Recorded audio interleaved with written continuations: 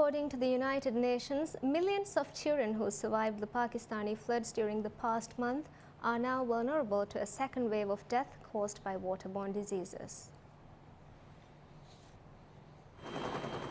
Access to clean water has always been a problem in Pakistan, but the floods have made the situation much worse by breaking open sewer lines, filling wells with dirty water and displacing millions of people who have been forced to use the contaminated water around them. The environment is especially dangerous for children who are more vulnerable to diseases such as diarrhea and dysentery because they are more easily dehydrated. The Pakistani government and international aid groups have worked to get clean water to millions of people affected by the floods and treat those suffering from waterborne diseases. Some 3.5 million children are at imminent risk of waterborne disease, according to the United Nations. The World Health Organization set up the Diarrhea Treatment Center in Pubby about a week ago with the help of several other aid groups. Workers have already treated more than 500 patients, mostly children, said Asadullah Khan, one of the doctors. Death of livestock and the threat of epidemics among the hungry and the weak that survived leaves behind a constellation of calamity in flood-ravaged Pakistan. At local level, it is measured in milk shortages and scores of lost jobs.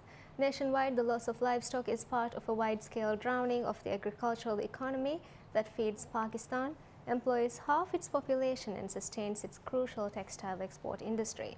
A month after monsoon rains caused flooding in the northern mountains, relief efforts are still in emergency mode. On Sunday, the Indus River, surging at 40 times its normal volume, breached levees near the southern city of Sujawal. Evidence is growing that the river's path of destruction has stunted, if not annihilated, social and economic systems across Pakistan. The effects from increased hunger to obliterated schools are likely to force Pakistan and the United States, which last fall earmarked billions of dollars in aid to build up Pakistan's civilian government, to retool their developmental plans. Muslim countries, organizations and individuals pledged nearly $1 billion in cash and relief supplies to help Pakistan respond to the worst floods in the nation's history. We have the details. The announcement came as floodwaters inundated a large town in Pakistan and authorities struggled to build new levees with clay and stone to prevent one of the area's biggest cities from suffering the same fate. Foreign countries have pledged hundreds of millions of dollars to help Pakistan cope with the floods, which started a month ago after extremely heavy monsoon rains. But some officials had criticized the Muslim world for not contributing enough. Ekmeldin, head of the 57-member organization of the Islamic Conference, likely sought to counter that criticism by announcing Sunday that Muslims have pledged nearly $1 billion. The pledge came from Muslim states, non-governmental organizations, OIC institutions and telethons held in Saudi Arabia, Turkey, Kuwait, the United Arab Emirates and Qatar, he said. Pakistani Prime Minister Yusuf Raza Gilani criticized donations made to foreign NGOs rather than the Pakistani government, saying much of the money would be wasted.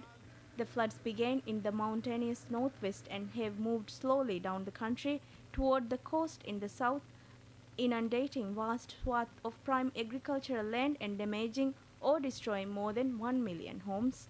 Floodwaters surged into the southern town of Sujawal on Sunday after breaking through a levee on the Indus River 2 days earlier, said Hadi Baksh, a disaster management official in southern Sindh province. Most of the town's 250,000 residents had already fled, but the damage to homes, clinics and schools added to the widespread devastation across Pakistan.